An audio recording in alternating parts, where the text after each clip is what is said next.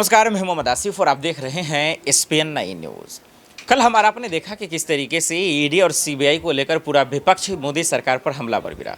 लेकिन एक वक्त ऐसा भी था कि देश के प्रधानमंत्री नरेंद्र मोदी सीबीआई की तारीफ करते थे, उन पर जमकर हमला बोलते थे और अमित शाह जी भी। लेकिन आखिर कल जिस तरीके से संजय सिंह ने खुलासा किया वो हम सबको चौंकाने वाले हैं, हम सबको परेशान करने वाले हैं कि इसके बावजूद आखिर बीजेपी का कोई रिएक्शन क्यों नहीं आया। इसी को समझते हैं कि आखिर क्यों रिएक्शन नहीं आया, क्यों कुछ नहीं बोला जा रहा है, इसके पीछे की क्या वजह हो सकती है। जरा गौर से ये रिपोर्ट देखें।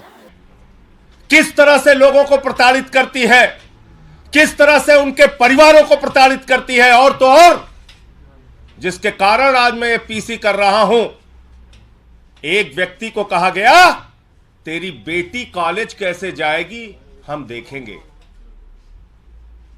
बेटी को धमकी, पत्नी को धमकी, बूढ़े मां बाप को धमकी, मारना पीटना प्रताड़ित करना और उसके बाद जबरन बयान लेना। यह मैं नहीं कह रहा हूं, यह न्यायालय के सामने उन लोगों के बयान हैं जिनसे जबरन मारपीट करके उनके परिवारों को धमकी देकर उनसे बयान लिया गया। और मैं एक एक करके नाम पढ़ रहा हूं। यह पहला नाम है चंदन रेड्डी का। यह चंदन रेड्डी हाई कोर्ट में पिटीशन करते हैं, माननीय उच्च न्यायालय में याचिका दाखिल करके ये बताते हैं कि ईडी ने इनको मारा, इनको पीटा, इनके परिवार को धमकी दी और कहा जैसा हम कहते हैं वैसा लिख, वरना तेरे परिवार का वो अंजाम करेंगे तो कहीं मुंह दिखाने लायक नहीं रहेगा। ये सारी बातें इसने लिखी है। और इतना ही नहीं, इस चंदन रेड्डी को इतना पीटा गया, इतना मारा गया, इतना मारा गया कि इसके दोनों कान के पर्दे फट गए। दोनों कान के पर्दे फट गए। मार मार के, प्रताड़ित करके ईडी का जो हिटलर शाही का गैस चैंबर है, मैं कहूंगा वहां पर 3rd डिग्री टॉर्चर इस व्यक्ति को देकर जबरन इससे साइन कराया गया। और उसके बाद जब यह व्यक्ति कोर्ट में जाता है तो अपने सारे दुखड़े माननीय न्यायालय के सामने इसने बयान किए। कैसे इसका बयान लिया गया ईडी में, कैसे इसका बयान लिया गया ईडी के अंदर। और ये इस व्यक्ति की डॉक्टरी जांच है, जो डॉक्टरी जांच की कॉपी मैं अभी आपको दूंगा। ये दोनों डॉक्टरी जांच ये कहती है कि चंदन रेड्डी को मार मार के उसके कान के पर्दे फाड़ दिए गए, उसको सुनाई नहीं दे रहा है। ये डॉक्टरी की जांच आपको देता हूं। ऐसे कर रही ईडी इन्वेस्टिगेशन। पहला आदमी चंदन रेड्डी, दूसरा अरुण पिल्लई।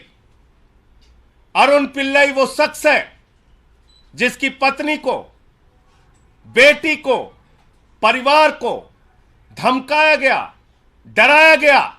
ईडी ने बयान लिया और बयान लेने के बाद यह शख्स कहता है, न्यायालय में लिख कर देता है, माननीय न्यायालय के सामने कहता है मुझसे जबरन झूठा बयान ईडी ने लिया, मुझसे जबरन झूठा बयान ईडी ने लिया। अरुण पिल्लई। तीसरा व्यक्ति समीर महेंद्रू। समीर महेंद्रू, इसकी पत्नी को बुलाकर गिरफ्तार करके रखा गया, धमकाया गया, डराया गया, परिवार को प्रताड़ित किया गया। झूठा और जबरन बयान ईडी के द्वारा लिया गया। ईडी ने झूठा और जबरन बयान समीर महेंद्रू से लिया और इसने किसी और के सामने नहीं, माननीय न्यायालय के सामने, माननीय न्यायालय के सामने समीर महेंद्रू ने लिख कर दिया कि जज साहब हमसे तो जबरन झूठा बयान लिया गया। समीर महेंद्रू। तीसरा नाम चौथा नाम भूषण बेलगावी। भूषण बेलगावी, इस व्यक्ति से भी ईडी ने प्रताड़ित करके झूठा जबरन बयान लिया और इसने किसी और को नहीं, जज साहब को जाके कहा, न्यायाधीश महोदय, माननीय न्यायालय हमारी रक्षा कीजिए, हमसे ईडी ने झूठा जबरन गलत बयान लिया। पांचवा नाम मनास्वामी प्रभु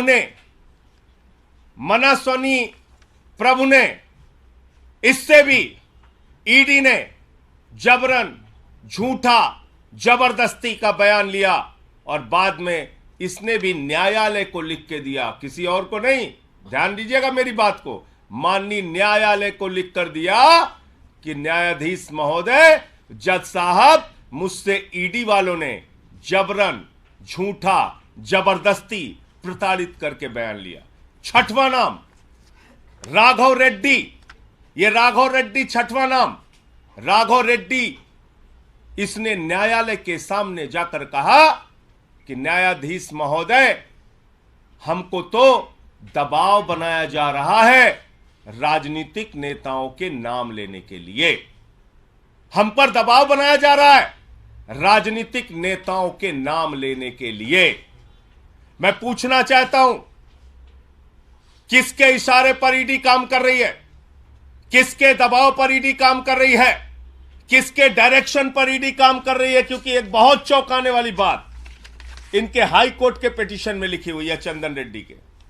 क्या कह रहे हैं ये?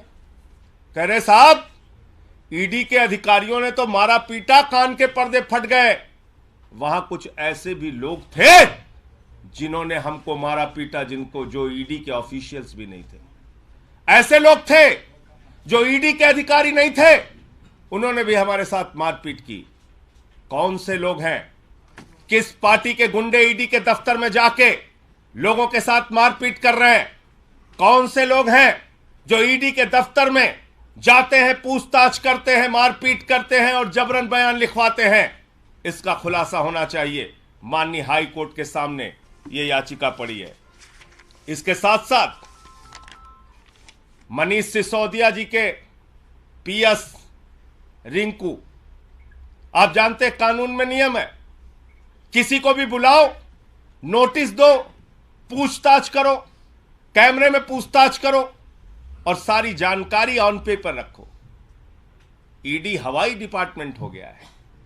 फोन करता है, बुलाता, आजा, बैठ इतने घंटे, जा घर जा, फिर आजा, बैठ सुबह से शाम तक, फिर घर जा।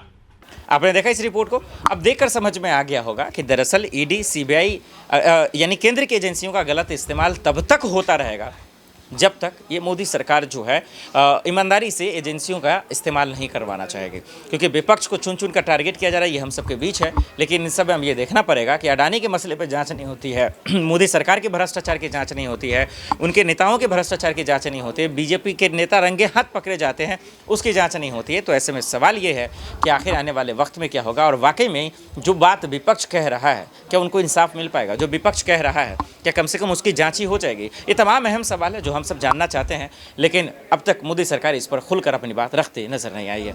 देश दुनिया की बड़ी खबरों के लिए देखते रहे SPN9 न्यूज़। नमस्कार।